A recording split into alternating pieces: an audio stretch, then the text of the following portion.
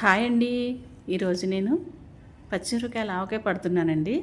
మా భీమవరం అయితే చిన్నకాయ దొరుకుతుందండి, బాగుంటుంది. ఇక్కడ కానీ హైదరాబాద్లో పెద్దగానే దొరికాయని ఈ కాయలే పడుతున్నాను. పావు కిలో పచ్చిమిరపకాయలు శుభ్రం కడుక్కొని ఇలా గింజలు తీసి పెట్టుకోవాలండి. గింజ ఉన్న బాగానే ఉంటుంది, కానీ కొంతమందికి నచ్చదు గింజ ఉంటే, అంత గింజ తీసాను నేను. పావు కిలోకి ఒక కప్పు అది కారం వేసానండి. అలాగే కొంచెం వెల్తుగా ఆవు పొడి వేసాను, ఒక స్పూను మెంతి పొడి వేసాను. అలాగే ఒక అర స్పూను మెంతులు, అది ఉప్పు వేసానండి పావు, తర్వాత అర స్పూను మెంతులు వేసాను. అలాగే కొన్ని మీకు నచ్చినన్ని ఎల్లుల్లిపాయ రేకలు వేసుకోండి. అందులోనే మనం ఏ కప్పుతో అయితే కారం తీసుకున్నా కప్పుతో 2 కప్పులు నిమ్మరసం, 2 కప్పులు ఆయిల్. మీరు పల్లి నూనె వేసుకున్నా బాగానే ఉంటుంది, నువ్వుల నూనె వేసుకున్నా బాగానే ఉంటుంది.